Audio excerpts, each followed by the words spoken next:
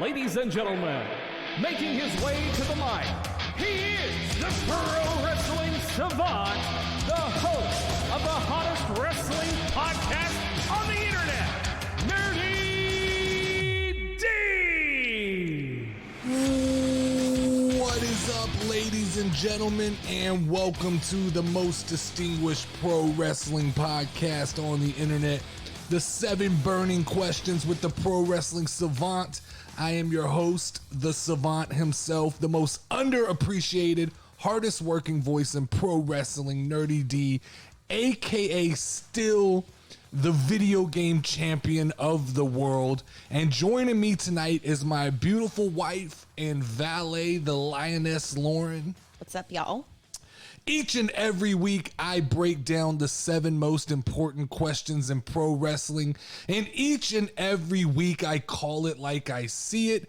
Unlike the wrestling establishment sheep who pander to the mass, all while posting links to their Cash Apps and Patreons begging for your donations. The Savant doesn't want your donations. The Savant only wants your ears so we can change the toxic culture of the online wrestling world and openly and freely discuss popular and unpopular takes with respect and an open mind. If you come up here with disrespectful takes, I'll come for you. I say mean things. People still don't get it. They still don't get how much fun I'm having with this. I've laid off of Kevin. Yeah. I probably should do a Kevin update soon. Maybe next week. I got some big things. I got some big things planned. No, he hasn't reached out anymore. After blocking me on TikTok, he reached out to me on YouTube.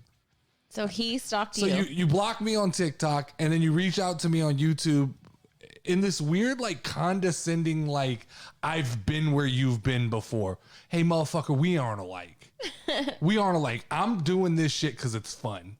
Yeah. I don't give a fuck. I don't care if there's one person listening. I don't care if there's 10,000 people listening. I'll still continue to talk. Yeah. I like to hear myself talk. I'm that fucking full of myself that I just want to hear me talk. I do this podcast so that I can go back and listen to it. Mm-hmm. I'm a fan of me. I like it. So me and Kevin are alike. Mm-hmm. I've seen some familiar faces pop back up in the comments after they all talked shit and said what an idiot I am. They just seem to keep coming back. And the excuse is, well, you're in our For You page. Yeah, I'm there because I'm important. I'm a big fucking deal. I'm in the For You page. I'm in the algorithm. The algorithm loves me at this point. Yes, it does. Because I stir up the shit. Is what I do, right? Mm-hmm. But without wasting any more time, let's get into the burning questions that matter from this past week of pro wrestling. Uh-huh. Okay, so this past week on AEW, they announced a new title for the women's division. It's been long rumored, but here it is. There's a picture above me. The TBS Women's Championship. Along with a tournament to crown the first ever champion. Now, I want to know what everybody thinks about this belt. I want to know what everybody's opinion is of this belt because I have some strong opinions on this belt. And just for fun, let's throw in a question of who do you think is going to be the first TBS Women's Championship? And for even more fun, let's just in the comments name some of our favorite belts of all time, favorite belt designs of all time. Okay. So I'll start it off here. My thoughts on the belt after having a week to let it sink in. My first thoughts when I first saw it was, oh, this got a real old school feel to it, right? I fucking love everything about it. But after a week of letting it sit in, I hate the fucking logo in the middle. Everything else about this belt I love. Yeah. But the TBS logo that's in the middle.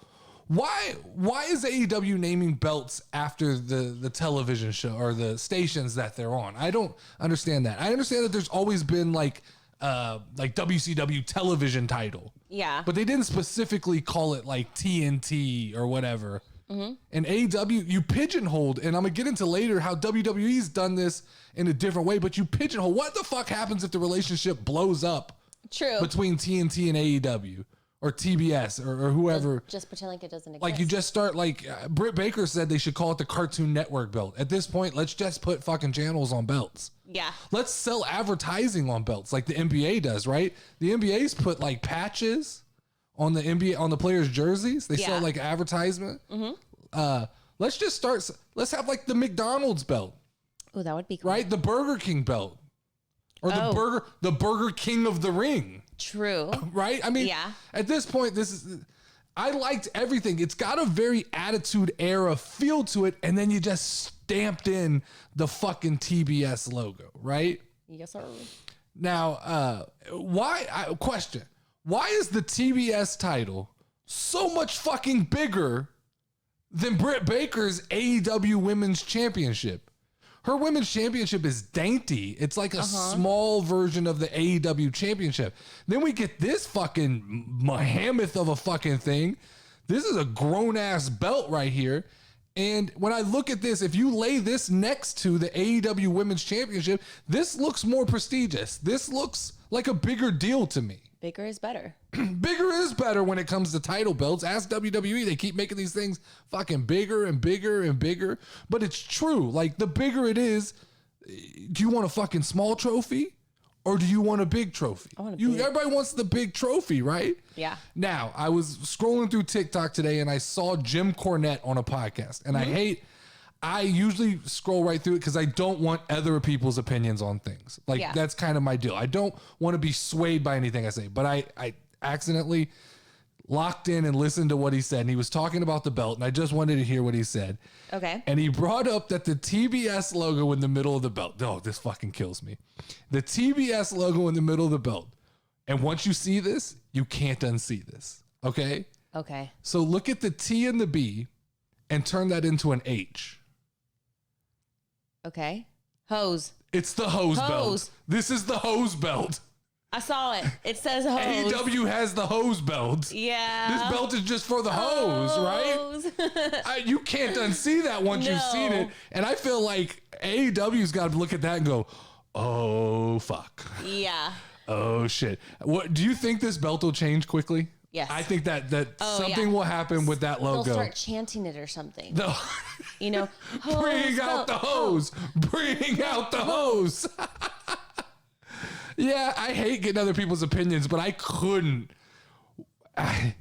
It's the hose belt.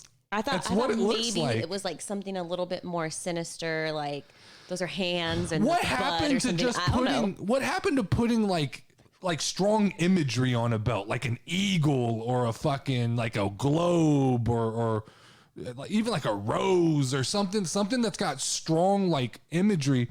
Now these belts are so blatant, like, you know, WWE is it's the logo. And I like the WWE belt, not complaining about it, but it's the logo.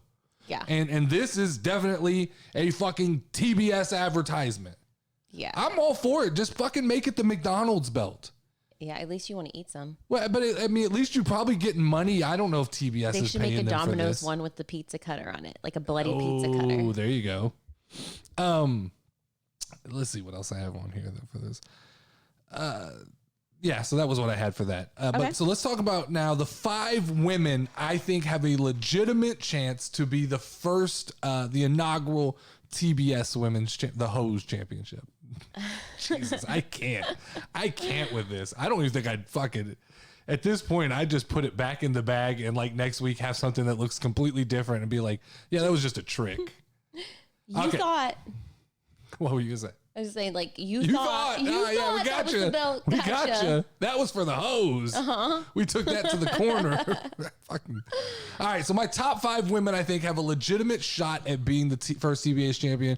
You tell me if you think I'm right or wrong on this. Okay. So I'm gonna go Chris Statlander as my number 5. Okay, the alien. All right. She seemed like she was in line for a title run with Britt Baker, but then she fell short of kind of achieving that goal.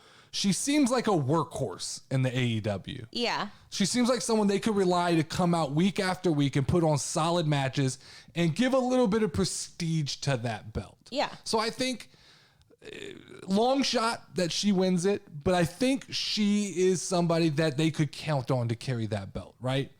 Let's go number 4. My number 4 woman in AEW that I think could be the inaugural champion is Ruby Soho. Yes. While I think it's a legitimate possibility that Ruby Soho could easily win a tournament with the TBS championship, I don't even know if she'll be featured in that tournament. I feel like her sights are set on Britt Baker. And I think they've got something going there that they're going to continue down that path. And I think Ruby Soho is your next AEW Women's Champion. Really? I don't think she has time to mess around with the TBS Championship. So while she's completely legitimate for the belt, I just don't think there's a chance she wins it, or a chance that she's even a part of it. Number 3, I've got Thunder Rosa. Thunder Rosa. She's the underdog of this thing, right? Mm-hmm. They're playing her up like she's got the opportunity and it's a big deal. It would mean a lot to her. Yeah. But she just seems like the wrestler who like always comes up a little bit short. Yeah, but she gets so much crowd interaction. Like, I think this would be perfect for her. The problem with wrestling is, does that matter anymore? Like, the crowds react to everybody. AEW crowds are fucking overreactive. I told you this the other night. We're like 2 minutes into the match with CM Punk and they're chanting, "You still got it." I'm like, hey man, this is the 4th week he's wrestled. We understand he still got enough, because I don't believe he still got it. Yeah. But he still got enough. What if they chant, "You still got enough"? But yeah, AEW crowds are reactive. Thunder Rosa, I don't know. Nothing special besides the face paint to me. She doesn't go out there. She doesn't go out there and just put on matches that drive me insane. All right, number 2. And it wouldn't feel like a list if we didn't throw a Rhodes on there. Okay. Brandy Rhodes. How fucking Rhodes would it be for Brandy Rhodes to come back, make her return, and just like lay claim to a belt right off the bat? I mean, she just comes straight up. She said she wants to get back in the ring, and she already came out and got involved with Malachi. Yeah.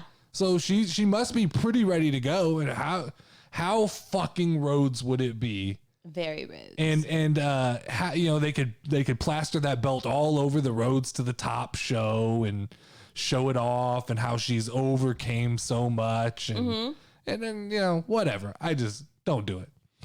All right, my number 1. This is my favorite. This is who I think is in line. This is who I don't think there's anybody close to being able to touch her. That's Jade Cargill. That's the big basketball girl with the white hair. Oh, the extremely tall girl. You know what? I'm definitely going to agree with you on that one. My initial reaction was Ruby Soho. But then once you brought up every time I've seen Jade in the ring, she just destroys everybody. Yeah. And I think that Tony Khan's in the back, he got a little friendship with Britt Baker probably. He's going to try and protect her. And I think Jade is the number 1 contender right now. And I think they're going to try to distract Jade with the TBS title and go, here. This is, you go after this, go win this, and you could be this. Yeah. Because I think she would destroy Britt Baker. Oh yeah, definitely. She's a beast, man. Mm-hmm. Jade Cargill. She's the next big thing. Super athletic. Strong. Still looks a little fresh. Still looks like she's learning the game, but even on the road to the top when she slapped the shit out of Red Velvet and then was like, "Oh yeah, I like you that. Just got to take that shit." Yeah. You got to take that shit. You can't be so sensitive. Mm-hmm. So yeah, that's my number 1. That's who I think. I think that'll be the number 1, the first ever TBS championship. They got to change that belt.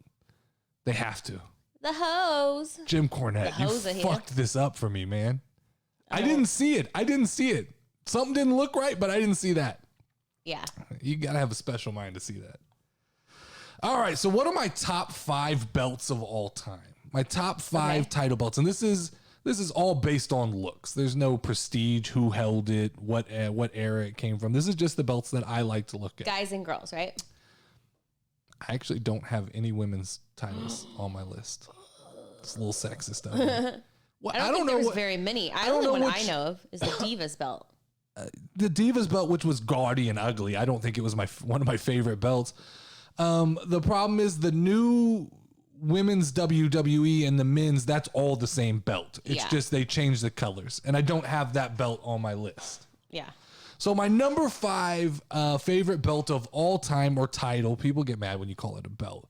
My number 5 favorite title of all time was the WWE Championship Attitude Era Winged Eagle. Okay. This is kind of the classic. This is what most people remember as like the championship belt that like Stone Cold and The Rock held. So it was the man's belt. It had the eagle on it. It was circle. It looked a lot like this TBS belt in looks, but it had like an eagle in the middle. Okay, instead of hose.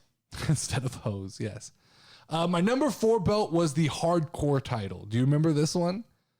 This was the belt that looked like it had been completely destroyed and then glued back together. No, I don't. Mankind had it for a long time, but that was a really cool, different design for a belt. Yeah. It looked like it, and that belt was like, you know the 24/7 championship they have now? Yes. So it was the same kind of principle. That belt, when you fought for that belt, there were no rules. It was always a hardcore match. So that belt always was involved in some like real brutal shit. And Mankind was the most notable champion that I remember. Hardcore Holly. I am definitely a hardcore fan. You like hardcore matches? Fuck yeah.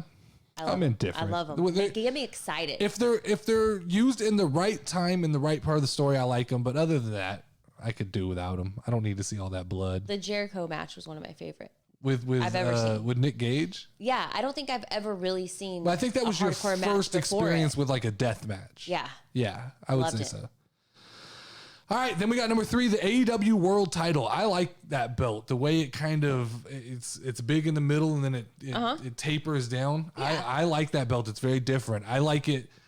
It looks more prestigious than the WWE title. Now the WWE title's sleek. It's cool. You definitely you see it. You know what you're looking at. Yeah. My problem with the WWE title is I don't like the colorway thing. I don't like that the Universal is like now it's navy blue. The WWE Championship is black, but it was red for a hot minute. Or they've all changed colors at some point in time. It's gone through a bunch of different colorways. Then the women's are white and colored. Yeah. Like white and blue, white and red. Yeah. And now we've got the fucking problem, which I'll talk about in a minute, where like it looks like one belt's going to be on the wrong show, and I'm going to just scramble all that for everybody in a little bit. All right. The number 2 belt is the new Intercontinental Championship, and this is going to be controversial because people don't like it. It feels like what a modern belt should look like. This is the one.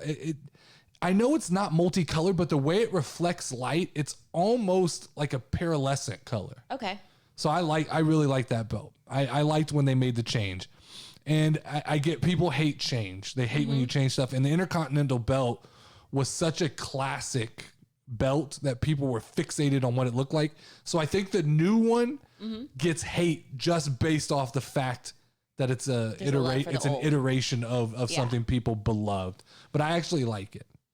Then my favorite belt of all time, it's over my shoulder and you can't really see it on my camera, but it's it's the World Heavyweight title. That looks like a fucking champion. You look like a fucking champion when you hold that belt. Yeah. The size, the weight of that belt. It came from WCW, but it held over into WWE. That's the belt of all belts to me. That's the one. Yeah. That big, bold, and gold. when I see that, I go, "That's the fucking champion." I always thought, because I have over my shoulders when I was really into wrestling, I have the spinner belt, which is the John Cena. I like that kind one. of John Cena Miz style belt. Yeah. And then I have the heavyweight belt over my right shoulder. I always, even though this is the more prestigious belt at the time, like this was the bigger belt to go after, I always was a fan of the heavyweight belt. Big, bold, and gold. So that's my call on belts. As far as the TBS belt goes, we'll see. Like after seeing the hose on there, I think quickly it may get, broken. Your life will never It could be get the same. broken in a match and they have to replace it with something different. Who knows, right? Yes, sir. All right, question number 2. Adam Cole has basically slapped the shit out of Jungle Boy 2 weeks in a row. Yeah. And ended both of those matches with pinfall victories, right? CM Punk has continued to roll through, dare I call it, the lower mid card of AEW.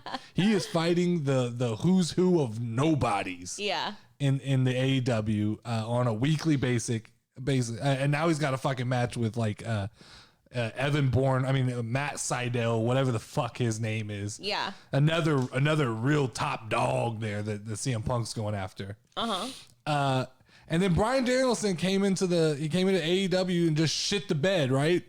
He couldn't get the job done against Kenny Omega. So the question I'm getting to, as I'm building up this anticipation here, the question I'm getting to is, as of right now, in this moment of time, who has been the most impactful new superstar? Where we're now about a month in on the big 3, I call them, right?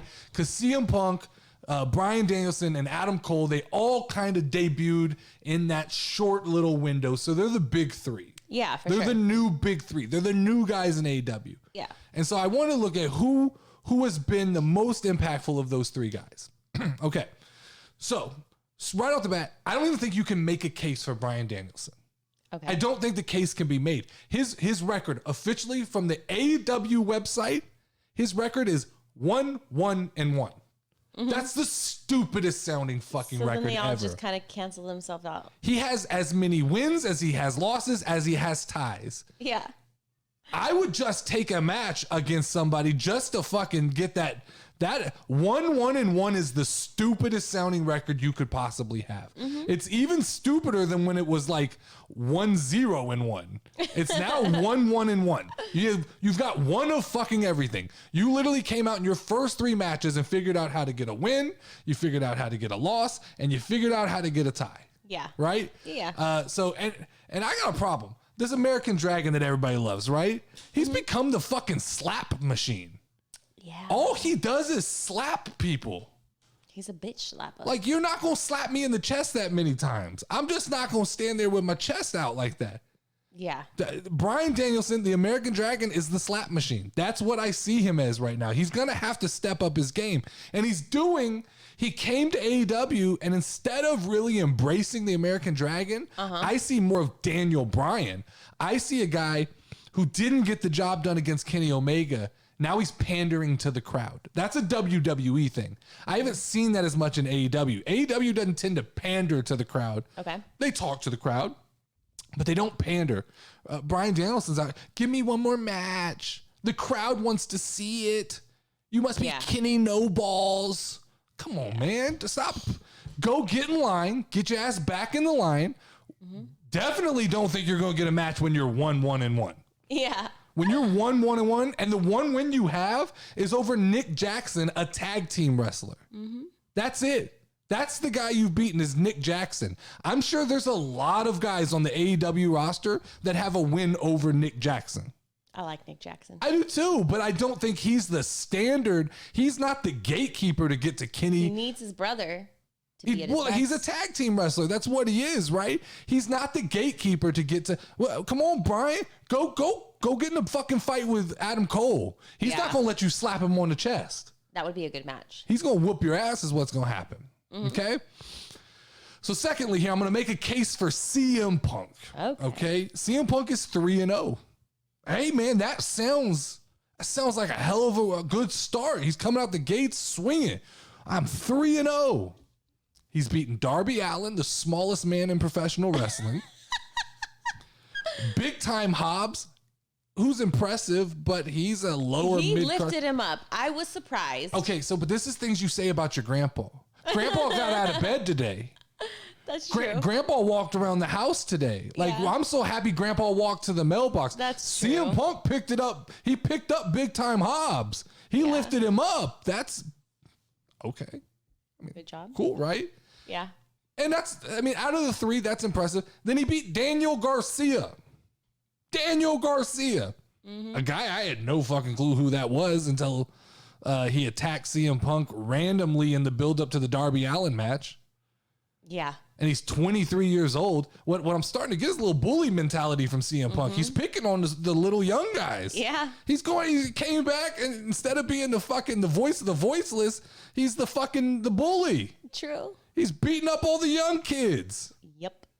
All the young little ones. And now we're looking at, what we're looking at next week? A blockbuster fucking match.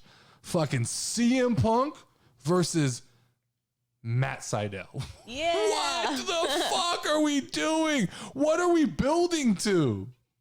And they're always on Rampage. He's like, CM Punk's the king of Rampage. He's CM Fluff right now to me. Yeah. He's CM Fluff. I'm done with the fucking, I love the crowd. Those matches are too slow for me right now. They're extremely slow, but slow only works if you're the bad guy. Yeah. Slow doesn't work when you're the face, right? Yeah. Besides the promo, the night he came back, where he took a small dump on the WWE, just a small one. Yeah. It showed a little bit of fire, right? Yes. Besides that, I dare someone to name me one promo that he's cut that has really been impactful and not just a fucking love fest where he's just making out with the crowd. Because you know what the best thing CM Punk does right now? What he's best at? Fucking crowd diving. Like that's the big thing people get excited for. He's coming off like a gimmick to me. Yeah, I could see that. I'm not excited to see CM Punk wrestle. I think people are just excited to see CM Punk. They just want to see him walk out. They want to hear the fucking music because the music slaps. Yeah. They want him to dive in the crowd. And then the AEW fans are so narcissistic that they just want CM Punk to tell him how thankful he is that they're cheering for him. Yeah. And my problem is, I don't know. To CM Punk, I can't fucking decide. Does he want to be a wrestler, a fucking commentator, or just a fan in the crowd? Because I've seen him in every position now. I've seen him wrestle. I've seen him almost on commentary as many times as he's wrestled now in AEW. True. And then I've seen videos and pictures of him sitting in the crowd watching the show. That's great. He's a fan. I haven't seen that. But. It's great. He's a fan of pro wrestling again. But he's going to have to get out there and be impactful, right? Yeah, for sure. Y'all keep telling me to be patient. They keep telling me to be patient on CM Punk. How much more patient can you be? But CM Grandpa, he's looking a little white in the beard. Yeah. He's looking old. And I saw an article on Facebook where CM Punk said after 3 matches, he doesn't feel good. His body is hurting. Really? Yeah, he feels beat up. He feels, and I get, like, you've been gone for 7 years, but he also was gone, like, we saw you get beat up in UFC. We saw how fucked up you looked. So you've been taking some kind of bumps. Yeah. I mean, you can't tell me that the last 7 years you've been doing UFC training and you weren't getting your ass whipped on a daily basis. CM Grandpa feels like he's a little brittle. Yeah. He's a CM brittle. and that worries me about him because I don't know how much time he has. And I don't know how much drive he has. I could see CM Punk easily just transitioning to the commentary booth. What about like a manager position or something? Yeah, I don't know what benefit he provides there if he's not wrestling. I thought that's kind of what he was gonna do was lead up a faction and kind of be the mouthpiece for guys. He's the voice of the voiceless, right? Yeah. For guys who need to be put over. But instead, it looks like he's just got a fucking hit list of young kids, and everybody, he's just putting them over. Is he? Or is he just fucking coming out here and beating the shit out of little kids? Like, if I go down to my local elementary school and start stomping on fucking 3rd graders, I'm not putting them over. I'm just abusing fucking young people. Yeah. And that's what I'm worried about with CM Punk. Now, let's make a case for Adam Cole, okay? Already 4-0. Yeah. Already 4-0. Yep. Let's go through the list of guys that Adam Cole has beaten, okay? Okay. Frankie Kazarian, solid wrestler. Yeah. Solid guy. Comes out night 1, first match, puts him down. No problem, right? Then he beat Christian Cage and the Lucha Express. Yeah. And in a match with the Super Elite with the Young Bucks. Did that. Handled business. Got the W, right? Yep. Oh, and then before that, he beat up Jungle Boy by himself. No problems there. Just whooping Jungle Boy's ass, a fan favorite. And then he came back and he beat Jungle Boy, Luchasaurus, Christian Cage, and Bryan Danielson. That one that's in the loss column for Bryan Danielson, yeah. He can thank Adam Cole for that. Sure. Adam Cole pinned Jungle Boy. Yeah. Okay? But he's in a... My problem with Adam Cole is he's been super impactful, but he's in a very precarious situation, right? Okay. Because he stepped in and he joined the Elite. Yeah. Kind of in the same fashion of Kevin Durant joining the Golden State Warriors. You have a faction, a team that's already at the top of the game, and then you add a superstar, and you go, well, where does this guy fit in, right? Because he's a loyal guy, Adam Cole. He's loyal to the team. He's not going after Kenny Omega's belt. So in AEW, that doesn't leave a lot of options. In WWE, there's so many fucking belts to point your sights at, right? I can go after the WWE, I can go after the Universal, I can go after Intercontinental, I can go after the USA. In AEW, there's really 2 fucking belts and tag team belts that matter, right? There's AEW World Championship, which is Kenny Omega. We know Adam Cole, loyal guy, not going after that belt. Yeah. He could go after Sammy Guevara, which I think he should, right? Adam Cole should just go slap the shit out of Sammy Guevara. I think he could take him. Because I don't even think. I know. I think that's a walk in the fucking park. That's a 3-minute match for someone like Adam Cole. Sammy Guevara is not on the Adam Cole level. Let's get that fucking straight right now. On that A train. You know, I guess with Adam Hangman Page winning the Casino Battle Royal match, Casino Ladder match, he's probably next in line to get Kenny Omega. Maybe if by some wild stretch of imagination, Adam Hangman Page takes down Kenny Omega, then maybe the savior Adam Cole could come in and redeem the Elite. But that's a long shot. I don't know. I don't know what Adam Cole does. Maybe he just becomes the best ass kicker in professional wrestling. He just runs through a list of names, just fucking people up, not caring about what belt he needs. Maybe he just builds up a big old fat win, the best record. Just a big old fat juicy win column. Mm-hmm. None of this 1-1-1 shit. What the fuck? Come on, Bryan Danielson. Wait, what? Let's talk about Adam Page just for a second while we're here, okay? So this dude just up and leaves the Dark Order one day.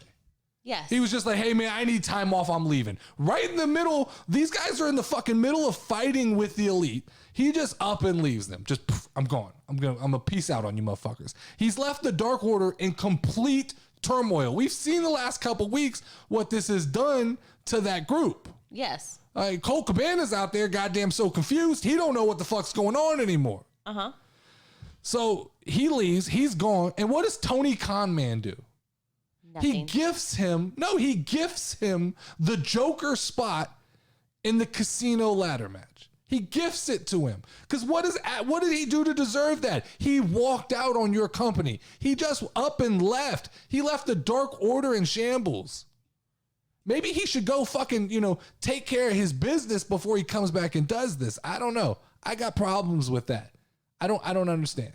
But as far as my original question, who is the most impactful out of CM Punk, Bryan Danielson, and Adam Cole? It's hands down, no question. Adam Cole has been the most impactful, and I see going forward, he will be the most impactful. Now, a side question I'll ask you, who loses a match first? CM Punk or Adam Cole?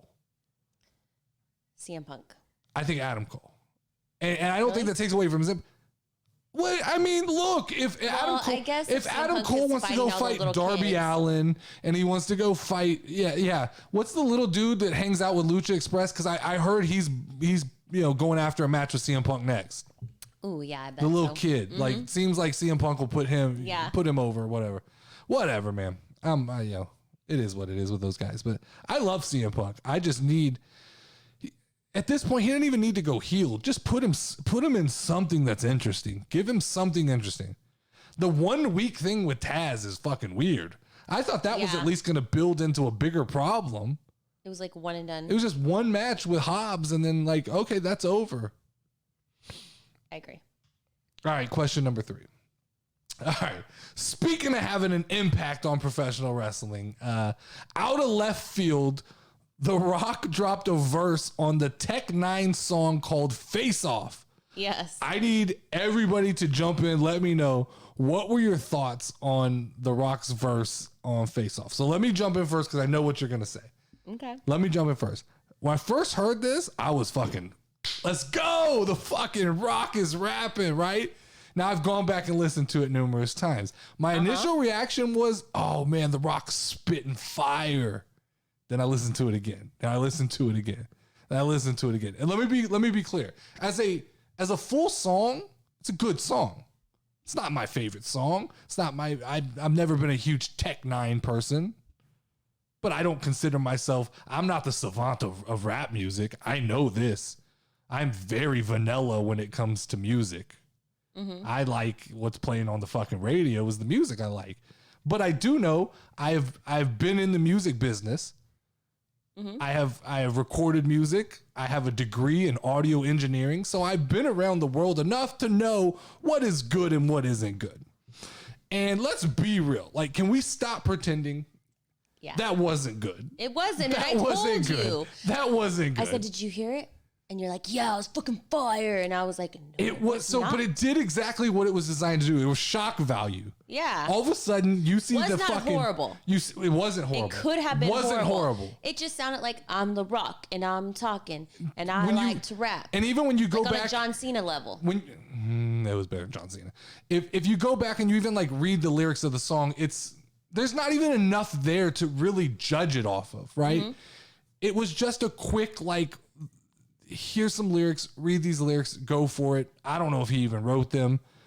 Weird that he's distanced himself from The Rock, but now he's back to being The Rock. Whatever. If you're gonna weigh this against other celebrity raps, it's up there. It was at least on beat. It felt like it fit. The weird, like just ending the verse and then like thanking Tech 9 on the song, like thank you Tech 9. It's like, what? Okay, what's going on there? But yeah, if I'm comparing this to celebrity raps, it's good. But if we're really going to try and hype this up, like the Rock just came in and dropped a fucking fire 16. Yeah. No, man. You're not going to do that to me. And I get it. Like, I get it. There's generational things, but The Rock comes more from my generation than this new generation. And this new generation, like, I grew up on like fucking Nas and Jay-Z and Biggie and Tupac and Eminem and Lil Wayne.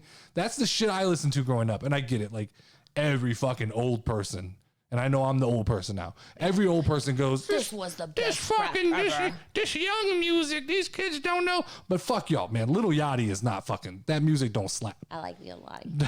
I can't listen to Lil Yachty and Degrassi Drake. I can't do that. I love Drake. I can't do talk it. about him that way. Drake will always be the little boy in the wheelchair. He to is me. the wheelchair boy. That's who he will always be to me. He will never be. I can't get with it, right? Like if you ask me Kanye or Drake, I'm Kanye. I'm Team Kanye all fucking day, right? Me too. And then I said, well, let's take this and let's compare this to The Rock has rapped before. He definitely has rapped before, right? Okay. This wasn't even as fire as the Moana verse. Oh, I love Moana. I mean, he dropped a verse on Moana. So this wasn't even as fire as his Moana verse. So it's fun to talk about. I think it did exactly what it was designed to do. It was designed to get the world talking about Tech 9. You know how many people listened to that song? Yeah, I'm sure that song was a huge went success. Right away. Yeah, me too. I've listened to it like 5 or 6 times just because I'm like, is it good? I'm a notorious song hater. And then like I hate the song, and by the end of the week I love it. Yeah, I get that. But I actually was opposite. I started off, I was like, oh shit. And then I came back and I was like, all right, I've cooled off on this. It's not bad. It's not great. It's just The Rock rapping. It's vanilla. Yeah, it's vanilla. That's fine. All right, question number 4 this week. This is after the first week of the King and the Queen tournaments, they were both pretty entertaining to me so far, the first rounds. Yeah. And I'm usually not a big fan of the tournaments because lately they've featured talent that I'm just not interested in, right? But on the men's side, we have Xavier, Finn, Jinder Mahal, and Sami Zayn remain. And on the women's side, we're down to Doudrop, Carmella, Shayna, and Zelina Vega. My question to everybody for the comments is, it's not just who's going to win, but rather who needs to win this thing the most. Okay? So I'll start by saying we definitely avoided a New Day collision because I thought after initially seeing the brackets that we were definitely headed towards a Kofi Xavier match. And it looks like we avoided that, and probably for the best. I heard rumblings that they were going to break up the New Day. That definitely, there's zero reason at this point to break up the New Day because I don't think that there's a big push for Kofi in the singles world. And I definitely don't think they've ever had enough faith in Xavier as a singles wrestler. Second kind of question that came into my head when talking about this is what does it take for Finn Balor to bring out the fucking demon? Like, what are the requirements? Because it seems like if I'm in a tournament with a prize of like the crown, it seems like that's about the right time to bring out the demon. Or fuck it, why not just always have the demon? He said it's a feeling, a fire inside of him. that's acid reflux. That's not, I don't know. Like, if you've got those kind of demons you're wrestling with, he needs therapy. Yeah. Xavier seems to me like the most deserving person in this tournament, but that usually doesn't bode well because True. I don't think they're trying to just give it to who's most deserving. He seems to want it the most as well. Yeah. But there's just something to me right now about Sami Zayn that just feels like as king of the WWE, he would be fucking gold. Got that fire. He takes these gimmicks and he reminds me of a guy who I loved, Damian Sandow. It was a guy that the WWE just tried to bury over and over again. Gave him the most fucking stupid gimmicks, right? Damian Sandow. Yeah. And he would just turn them into fucking gold. And he got over no matter what they gave him, he got over. Yeah. And that's kind of what Sammy reminds me of. They're like, well, all right, Sammy, just go do something on the side. And then he comes up with like this fucking crazy character who's like a conspiracist. And I could just imagine like Sami Zayn being the king from Canada, right? Yeah. I think he would be gold. And while I think Xavier deserves it, I've been on record numerous times as saying out of the New Day, he's the most disrespected by far. He deserves some kind of singles push. I just don't think that WWE has the intention. And I don't even see how it fits in well with the New Day if one of them's the king. Yeah. I don't, because it's not like with Shinsuke, he defended and he was the Intercontinental Champion and he was a singles wrestler. But with Xavier, it doesn't feel like that's going to go. So here's how I think the tournament's going to play out. Okay. Here's how I'm predicting this tournament goes. So I think Xavier Woods goes over Jinder Mahal because I don't think at this point it looks like the Jinder thing. I don't even really know where it's going. That was just so. It just felt like we needed a bad guy to beat up Kofi. And that felt like the right guy to do it. Yeah. Right? So that kept Kofi and Xavier from having to collide. Okay? I think Sami Zayn goes over Finn Balor. Now, this is a stretch. This is a long shot. Because I definitely could see Finn Balor winning this thing. I think after the Roman Reigns match, he has a little bit of momentum, and I could see him. But my heart of hearts say that Sami Zayn is the perfect guy. And I predict that Sami Zayn will go over Xavier Woods in heel fashion. So I think the fans will be 100% behind Xavier Woods. Yes. And Sami Zayn will find a way, if it's Dominic Mysterio, if someone gets involved to help him out.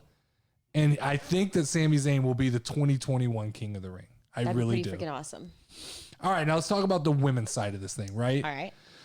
So we've got Doudrop and Shayna Baszler. They've been on a collision course now for a while. Shayna attacked Doudrop and she kind of no-sold it, which I think was by design. So that's interesting there. We've got one thing Shayna's boring. I agree. She is just I don't want to be mean. She's just a mean looking girl. Exactly. And she's just kind of like to me, like the only thing that's appealing is that it really looks like she could fuck some people up. Like that's it. Yeah. But I don't like the character's not exciting. She's not extremely good on a microphone. When she was in the back watching the other match and she's holding a deck of playing cards, what the fuck are you carrying around? I get like she's the fucking spade. Oh, is that like what the she ace is? of spade or whatever? But like, what you're carrying She's around? so fucking boring. I never even knew what her character was. I just thought she was like, I'm an ex-UFC wrestler. That's my character. That's what it feels like it is. I mean, that's the whole character. But Ronda Rousey came in and did that.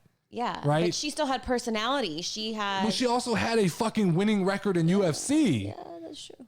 Shayna Baszler was what on? She was on that what's the UFC show called? House or whatever. Yeah, fuck it was that show know. called? Tough something whatever. Tough Enough. That's not Tough Enough's WWE. Oh. It's Tough House. I don't remember. I don't watch it anymore. All right. I watched a couple seasons. So I like Selena Vega. I do like Selena Vega, but I just feel she feels like she's too little and outmatched and kind of an outcast in this whole situation. I don't see any situation where making Selena queen of what are they calling it? It's not queen of the ring. Queen. I thought it was queen. It's queen of the crown or Queen- something like Crown that. of the Queen. Crown of the Queen or something like that. I don't know. Something like that. But I don't think there's any situation where she fits in there. And then we got Carmelo. And Carmella, this feels like if there was ever a character that felt like it was just straight up designed to put a fucking crown on the character, it's 100% Carmella. Why are we even... I've been, for the last 3 or 4 weeks, I've been going, what the fuck is this whole thing with Carmella? Why am I supposed to care? Then I go, this is why I was supposed to care. Mm-hmm. We were building towards her being a queen, the beauty queen. Yeah. Like a beauty queen. Yeah. Like, I think she's going to run this gimmick like a beauty queen. Yeah. So it would be pretty clever. It's definitely clever. So how I think this goes then, I think Shayna Baszler goes over Doudrop. Yeah. I think she figures out a way to get it done. She gets it done, right? Then I think Carmella goes over Selena Vega. You don't need any gimmick there. Carmella just goes over, okay?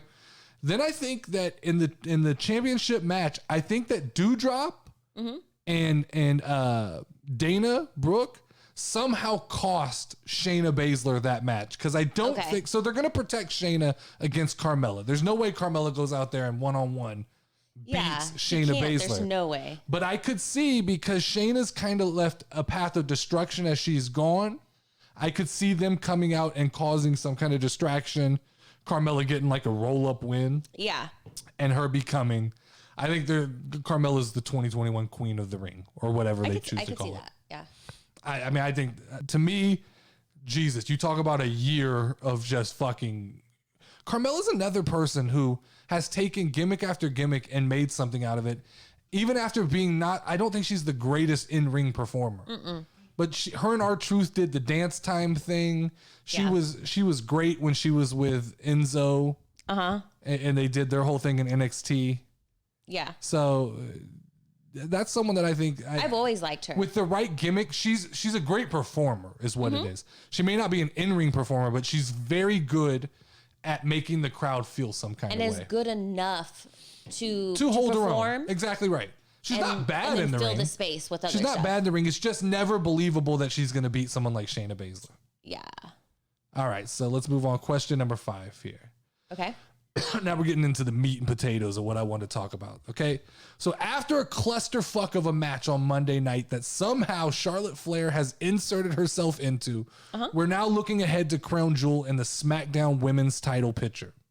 As of right now, if nothing were to change, if we just as is, the SmackDown belt would be transitioning over to Monday Night Raw, and the Raw title would be transitioning over to SmackDown.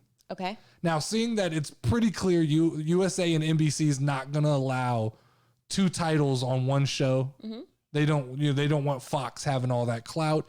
And in that same relationship, we're not going to get a unified belt between the women. Yeah. This is obviously going to work itself out somehow. When all the dust clears from Crown Jewel, who do you think is going to be holding the Raw Women's Championship, the SmackDown's Women's Championship, and even like that month after?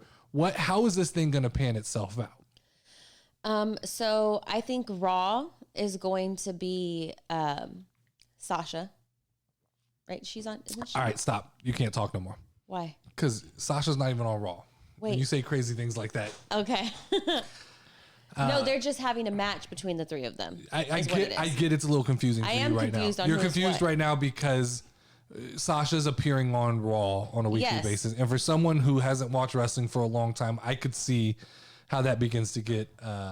So it would essentially be between Bianca and... I'll explain what I'm doing. So first off, I just want to jump off by saying I never knew that a referee could just call a disqualification to a match for no reason other than the match is out of control. Because last night on Monday Night Raw, the tag team match between Charlotte, Becky, Bianca, and Sasha, they were just fucking all fighting each other. Yeah. And finally, the ref just called for a disqualification, which, I'm a little pissed off about. Yeah. Let them fight. If they won't fight each other, let them fight. I wanted to see how that thing was going to finish and who was going to win. So it was interesting to me that I've never known that a ref can call disqualification by just clusterfuck. I think that had to be the explanation. Yeah. Disqualification by clusterfuck, right? Definitely. All right, so let's start by doing some predicting. I'll do some predicting on the Crown Jewel triple threat match. Okay. So I said from the beginning, something about this match doesn't feel right. Okay. This is building to something that I'm not fortune telling here. Normally I have a pulse on what's going on. Right here, I don't know. And that's when wrestling's the most fun to me right now, is I don't know what's happening. Okay? So Bianca hasn't had a fair shake since SummerSlam. No. Every time she gets in the ring, somebody else is getting involved. Yeah. And that usually to me means that they're a little nervous. Bianca makes everybody nervous. Mm-hmm. She scares Charlotte, she scares Becky, she scares Sasha. Mm-hmm. They're all afraid of her athleticism, okay? Mm-hmm. Bianca looked good when she went one-on-one with Charlotte. I even dare to say she was ahead in that match before Becky Lynch pulled her out of the ring and caused the disqualification in that match. She interfered. Once again, that's a sign that they fear you when they do this, right? Yes. Now, there's no way I would place any money on this match because, like I said, I have no idea. Yeah. I think this is 3 extremely talented, evenly matched women going into a match together. And like it's a you pick 'em on who's gonna win this thing. Yeah. I couldn't put money on it. My gut tells me that Bianca is the underdog in this match. Mm-hmm. When you have Sasha and you have Becky who know each other, and even though they don't seem friendly, when you get into a triple threat match, old alliances tend to bubble up. Yeah. And they got some history there. And I could see them working together to kind of keep Bianca out of the fold in that match. So I do think that Bianca is the underdog in the triple threat match. Now, I want to believe here that Becky Lynch is going to retain the title, but this just feels like a Sasha Banks moment to me. I agree 100%. This feels like, with the blueprint, and it just feels like she finds a way to pull this one off. One weird thing I'm having here is with Sasha, Becky, Bianca, and Charlotte is I really can't decipher the heels from the face. I know Bianca's the baby face.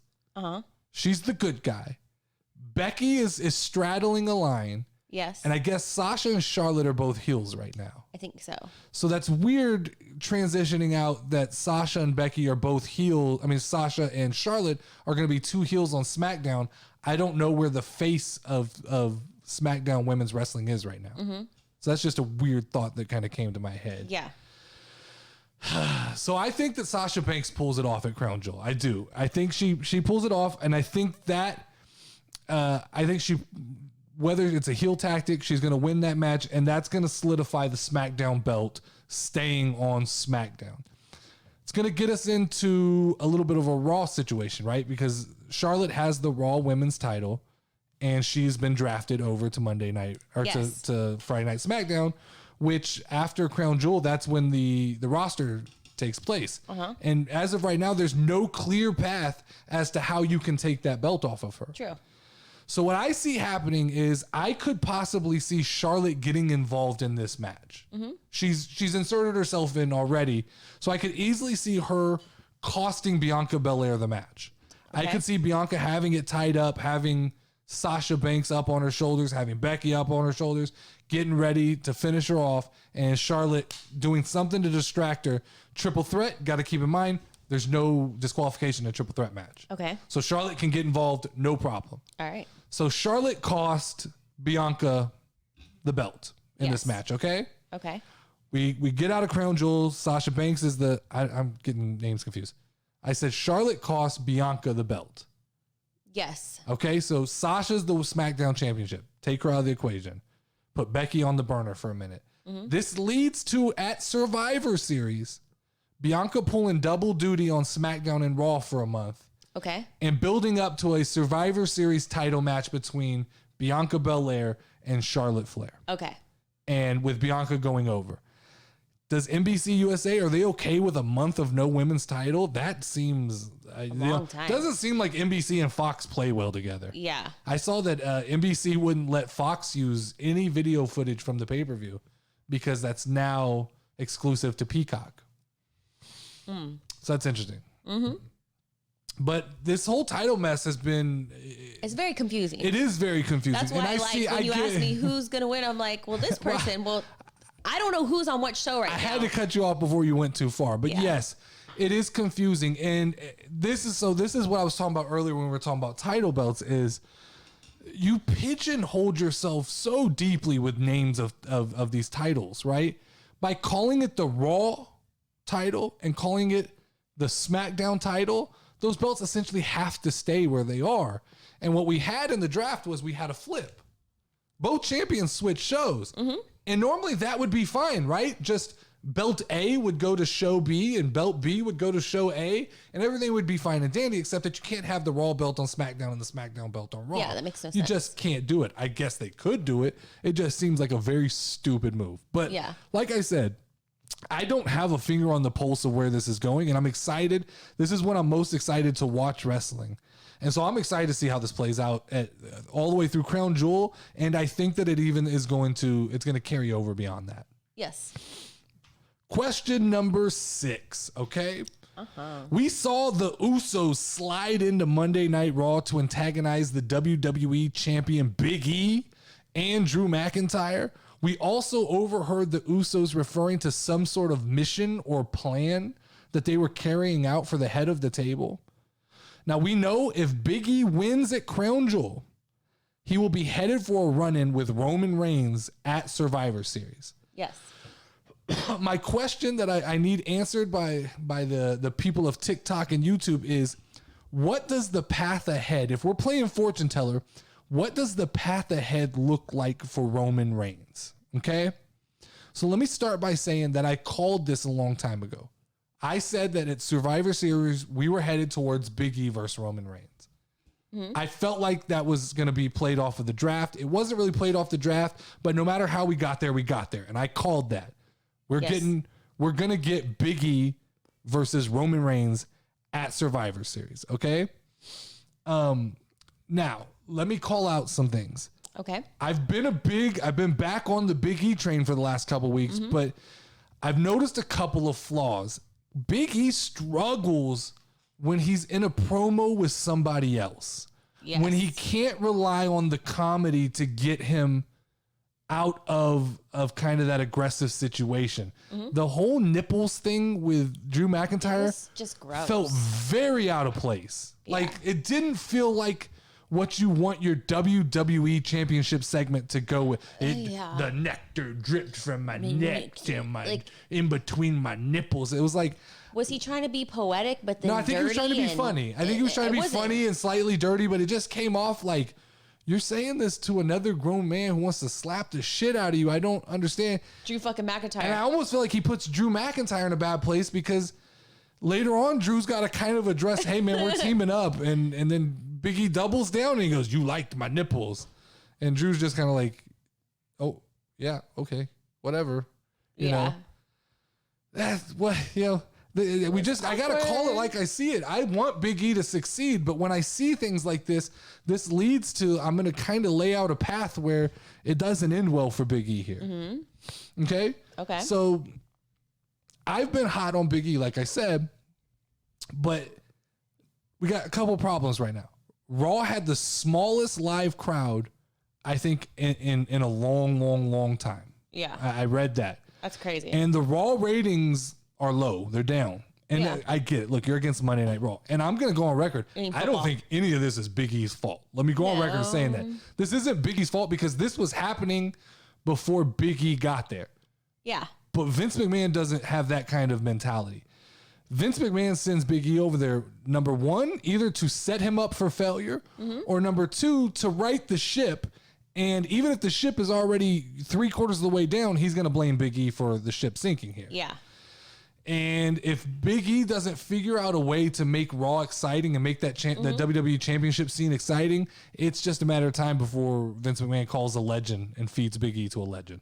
True. You know, somebody that just gets the ratings up for a couple weeks. Yeah. So let's go. Let's talk about the Tribal Chief, because that's what the question was, right? Where do I see? What is the path forward for Roman Reigns from here to for the foreseeable future, right? So I've gone on record. I'm going to say it. I'll scream it from the fucking rooftop. Roman Reigns, the Tribal Chief, the head of the table. He takes out the Beast. He is the suplexorcist.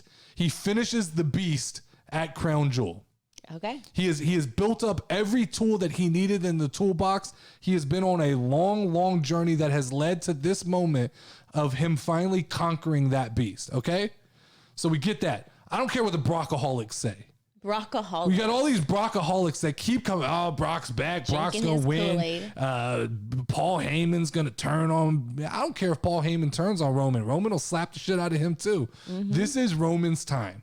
Yeah. And let me break down why. Because he's going to go on. Then he's going on to Survivor Series where he's going to beat Big E. It's just happening. Yeah. You know, could he lose to Big E? With some kind of interference, he could. There could be something that happens, but he's not straight up losing to Big E. But I think that he wins that match. Titles probably won't be on the line. So it's safe to say that that's a match Roman could lose, but I don't think he does. I don't think so. All right, so here's where it gets kind of fishy to me. In that match with Big E, I could see Brock Lesnar somehow finding a way to be involved. Okay? But I think that in that situation, Brock Lesnar loses focus on Roman Reigns and he locks in on Big E. Okay. Because I think Brock Lesnar knows I'm a free agent. I can go wherever I want. Yeah. And he might start sensing as Raw is hurting, he sees some blood in the water. He may go, I want that belt. Yeah. And the WWE, you talk about like the USA Network having influence and Fox having influence. You don't think USA Network thinks that the ratings would be extremely good if Brock Lesnar's there every week? Yeah. Now, that's only if Brock Lesnar's there every week. He and Brock won't be. Lesnar, if he doesn't just take that title and go back to Minnesota and fucking, put it on his shoulder while he's milking his goats and shit. Yeah. I don't know. He's milking his goats. Yes. But okay, so I keep getting off the Roman Reigns because that's what I'm here to talk about. I'm here to talk about the head of the table. It seems to me like Roman Reigns, he's got a clear path ahead till WrestleMania. Let's talk about the SmackDown roster right now, okay? Okay. Let's talk about the path to WrestleMania. Roman Reigns has held the belt now for about 400 days and some change. Okay. Okay, I think it's like 410, 415, 405. All We're right. in this range. We're in the 400 range, right? Okay. If we just do math and we go 6 months from now is WrestleMania, that's 180 days. Okay? That breaks Brock Lesnar's record. And I don't see anybody on the SmackDown roster right now. Look at the new SmackDown roster and tell me who takes the belt off of Roman Reigns. Nobody. Drew McIntyre? No. It'd be fun to watch Drew get in there and flail around with his sword. But he's not beating the head of the table. Yeah. He's not beating the tribal chief. Drew McIntyre is no match, okay? Yeah. Jeff Hardy? Ew, I hate him. He gonna flip around in there? Yeah. He gonna put on his Willow mask No, and come please. back and Fucking like I makeup. said, it'll be entertaining, but it's not a challenge. It's not. These are not rightful suitors to get in the ring with Roman Reigns. What, Kofi Kingston? Are we gonna relive the summer of Kofi? Because that's not happening. There's nobody on the SmackDown roster right now that poses any kind of threat. You took the threats. You took Finn Balor away, right? You took the threats. Montez Ford seemed like he was becoming a little bit of a threat. But they took all the threats and they threw them on and Raw drafted all those guys. And now Roman has this clear as day path straight to WrestleMania. Yes. You know who the only person is that can stop Roman at this point? Who? And it scares me Who? because there's been rumors and rumblings of this. Who? Who has that it factor that even the tribal chief can't deny? I know. The Rock. Dwayne The Rock Johnson. I mean, this is laid out. The WWE has planted the seeds. They've laid this out perfectly. The fucking path to WrestleMania. At some point, I think Dwayne's going to come back. He's going to have a sit down with Roman. It's going to start off friendly, right? Hey, cuz you got to chill.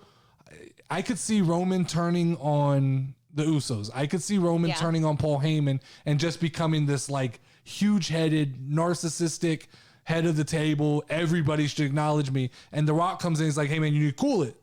You need to cool it. You're getting out of your lane here." Yeah. And I could see that leading to a clash, and I could see that leading to a main event at WrestleMania: Roman Reigns versus The Rock. Which, holy shit. That would be amazing. You talk about fireworks. That's a big fucking deal. But the thing I'm going to say here is, you fucking Roman Reigns haters, because they exist. There's so many of them. He's stale. He's boring. Mark. Y'all have got another 180 days with this motherfucker as your Universal Champion.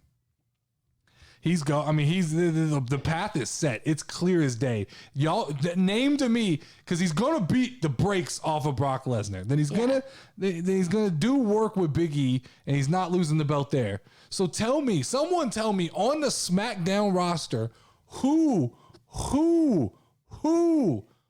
has the ability to beat Roman Reigns? It's non-existent. They better start pulling people out of the crowd. They better start recruiting people from NXT. They better start begging motherfuckers from AEW to come over and get the job done. Because as of right now, there is nobody on the SmackDown roster that can beat the Tribal Chief Roman Reigns. Question number 7. Last question of the week here. I've noticed I have an affinity towards heels, and I think most wrestling fans do, right? Yeah, the heels get interesting. The heels get all the love. Being the bad guy is more fun. It's probably why instinctively I go, CM Punk needs to turn into a heel, right? Because they just seem inherently more interesting. It's easier to get over as a heel than it is as a big time babyface. You can get over as a babyface, but it's hard to get over as a big time babyface, right? Mm-hmm. WWE has Roman Reigns and the Bloodline. Great heels. They're really good at being heels, right? AEW has Kenny Omega, Adam Cole, the Elite, a great heel faction. They play that kind of fucking silly heel is what I call it, right? They're the funny heels. Yeah. Still bad guys, but we do it in the funny way. Like the Young Bucks. Then we got MJF. Yeah, well, the Young Bucks are part of the Elite. Yeah. Then we got MJF, who is your like prototypical, perfect, classy, everything you fucking want in a heel. It's wrapped up in a package, real nice, best heel in the business. Nobody better. Nobody better at being a pure heel than MJF, right? And he makes it look easy. So the art of being a bad guy is way easier to me than the art of being a really good guy. And it's almost seemingly been lost to me, right? Because every Lex Luthor and every Joker, they have to have a Batman and a Superman. Mm-hmm. You got to have that superhero that the crowd wants to win so that you can keep upsetting the crowd. Because if not, then the heels just become really likable heels. Yeah. And that doesn't always work long term. Mm-hmm. So my question is, and this is a legitimate question I have for everybody listening, who are the best let me run that back. My question is, who are the best faces in professional wrestling as of right now? Because I tried to run down the rosters and I struggled, and I've got a list here, but my list kind of turned into who's not the best faces in professional wrestling, right? All right, give it to me. I started with CM Punk because apparently right now he is a face. He's in a love fucking relationship with the crowd, but he doesn't do it for me. Like, I'm not excited to see him go be the good guy every week. He's constantly breaking the fourth wall and talking about, I'm so happy to be back, and why wouldn't I love this? That's great. Can't do that forever. No. So he's not a top face right now, okay? Then I go, I think, like, if I'm going to compare it to something, love it or hate him, John Cena was probably the best face of all time. Oh, I agree with you. Because he even was able to be hated as a good guy, and he did what bad guys kind of do, where bad guys, heels, they get the crowd to love and hate them. Mm-hmm. John Cena got the crowd to love and hate him as a face. So I kind of use him as my barometer on who has that ability to get there, right? Mm-hmm. Bianca Belair. And I'm not just saying that because I'm a big fan of Bianca Belair. Yeah. I honestly believe right now, if you look at the women's division in WWE, who are the faces? Is Alexa Bliss kind of a face, right? Like, the crowd seems to cheer for her. Yeah. Even though it's one of those weird, like, Undertaker characters. But Sasha's heel. Becky is playing the line. She's kind of the heel to Bianca. Yeah. And Charlotte's a heel. So Bianca's the only real face of the women's division that's in that top echelon right now. But they actually show, because, like, Naomi is a babyface. She's I would say she's a babyface.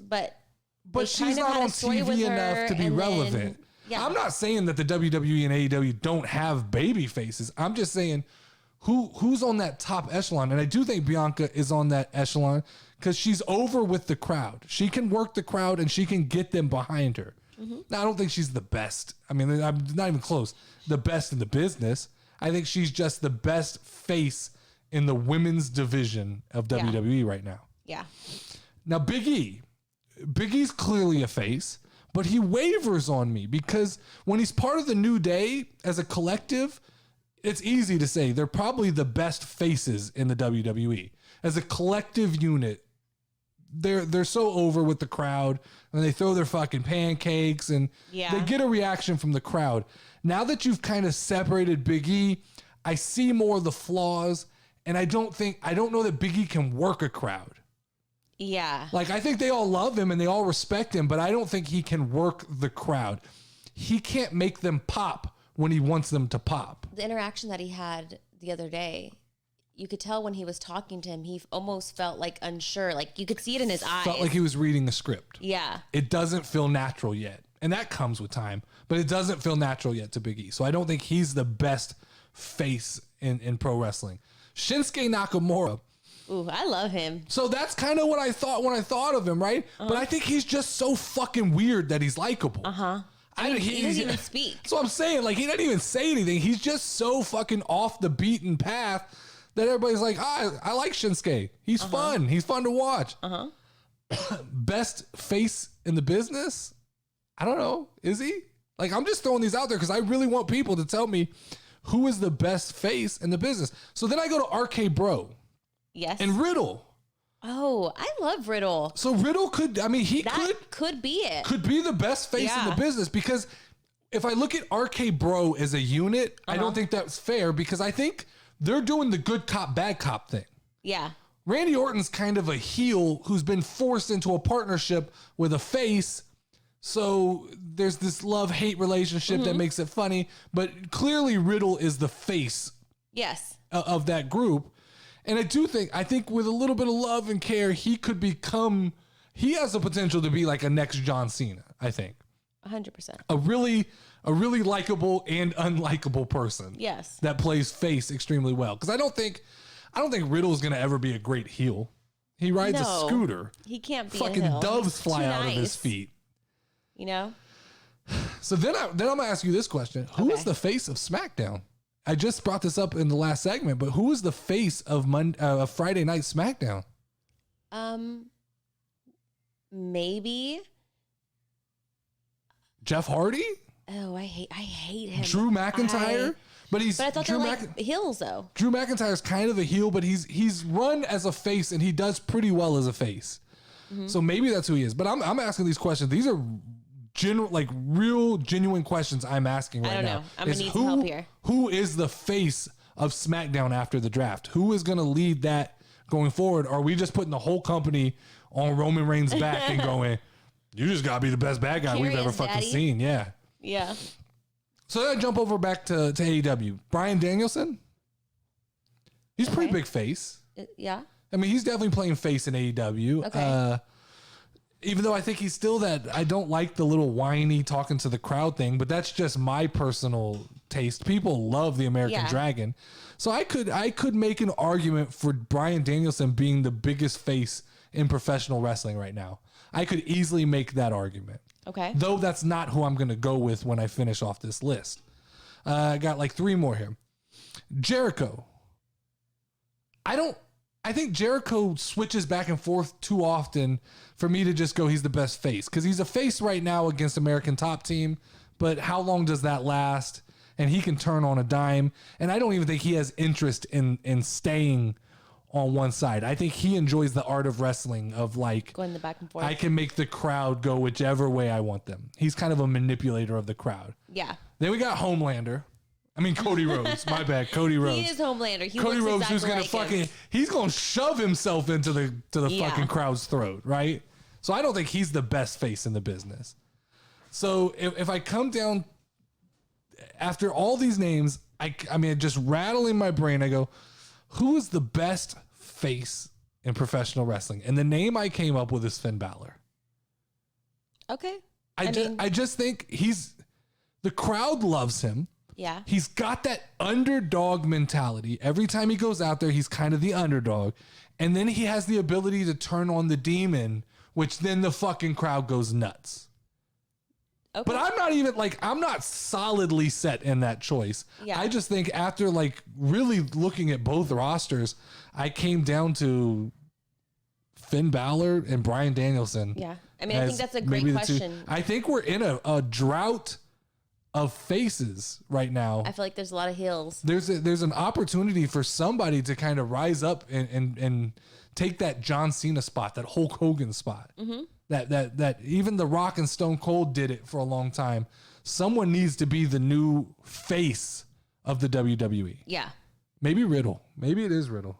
Maybe I just miss. Yeah. Whatever. Right. Yeah.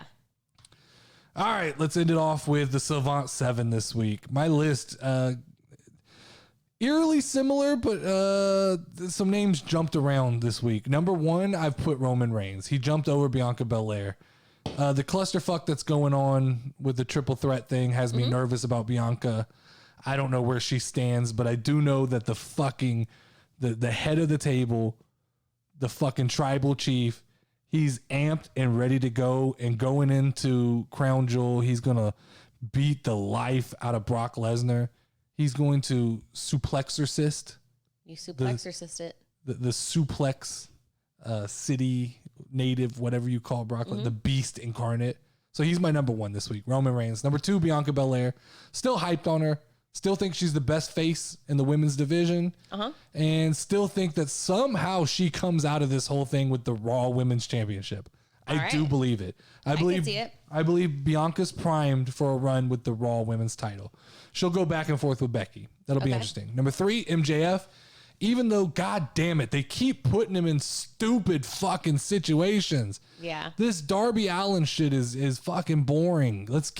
Can we just get past that? Can we get to MJF? Sometimes I think you're too good for your own good. I think sometimes you're so entertaining that the company goes, well, he doesn't need the belt. He doesn't even need to be in the belt picture. We can just put him in situations and he can do what he does, get on the microphone and talk, be sneaky. He reminds me of a guy who would have fit in really well in the Attitude Era.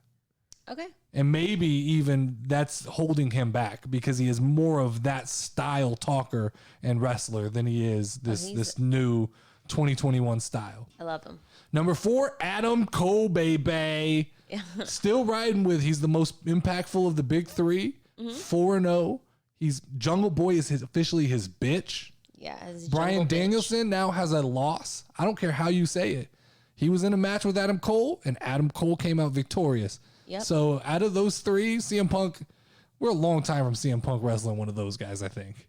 He's got to take down all the little kids first. He's got about 45 more mid-carders to get through before he jumps up there. Number 5, Seth Rollins, the drip god. Even after what he did to Edge, I think he's got he's going to get what he's got coming, but I still love Seth. Possibly the best sneaky heel in the WWE. I agree. He's to me, he's the best wrestler in WWE that doesn't need a title to be relevant. That's become an interesting storyline, and I'm It's excited been to fun. watch it. Edge is another one that is an interesting face. I like him. I didn't think about him. He's an interesting But one. if you've been forgotten, then you must not be that great, though. That's true. Number 6, Kenny, the best bout machine, Omega. Okay. Looks like he's on a collision course with Adam Hangman Page. So that should start to they pour a little gasoline on that. That'll start to get exciting. Then number 7 this week. This is a man we saw in person. And I've left him off the list the last couple of weeks, and I don't know why. I've been following this man on Instagram. I've been following this man on the TikTok. I've been following this man on social media, and this man does not get enough love. And I want every person who follows me, I need you guys to type in the name Luigi Primo into your fucking TikTok, into your YouTube, into your Instagram, into your Twitter. Fucking go follow this man. Yeah. This man is a pizza man wrestler who comes to the ring fucking spinning that hot dough Yeah, he's pretty We skillful. saw him in a live RCW event in San Antonio. Now, this dude's all over the place. He's in Austin. He was in Philadelphia. I've seen this man fucking working out by spinning a cinder block in his hands. Just spinning a cinder block. This dude, he's tall. He's lanky. I haven't seen any more, but apparently he's like a death match specialist. Really? Yeah. Ooh, that's he's got all the right ingredients. I need everybody. I don't ask for anything. I don't ask for donations. I don't ask for Patreon. I don't ask y'all to sign up for a membership. Don't buy my t-shirts. I don't ask for anything. I just like to talk to you guys. That's what I like to do. Yeah. But if I ask one favor of everybody, let's blow this motherfucker up. Luigi. Let's blow this motherfucker. Because it's not like we're just jumping on some shit. This dude is talented. Definitely. This dude's got a great fucking gimmick. Oh, this dude, he fucking threw a ball, a dough at his fucking opponent in the ring. I've never been so fucking hyped for somebody. Yeah. This was a local fucking show, and I thought you would have thought that The Rock just came out. Fuck yeah. I didn't know who he was, and I was like, I like you. I didn't know who he was either, but I fucking know who Luigi Primo. Right now, everybody, tag him in the fucking video. I will. When you post this. Yeah. Everybody go follow right now, motherfucking Luigi Primo. Need I say the most underrated professional wrestler in the entire fucking business, right? Yes, sir. But this has been another episode of the 7 Burning Questions with the Savant. Make sure to like and subscribe to the channel and hit up TikTok to leave a comment and get the conversation going. I don't typically answer a lot of YouTube comments. YouTube's hard. I'm going to try and break the episode down by question this week. Okay. That way, because we went an hour and 21 minutes. That's too much to stomach of me. I'm not that fucking entertaining. Yeah. But if it's broken down by question, maybe people will handle it better. And I'll keep an eye. But TikTok's where the fucking conversation goes. That's where we get into it. We go back and forth with people, right? So make sure to leave a comment on TikTok. As always, I am the savant and the savior of the pro wrestling community, Nerdy D. That is the Lioness Lauren. And we could ring that final bell.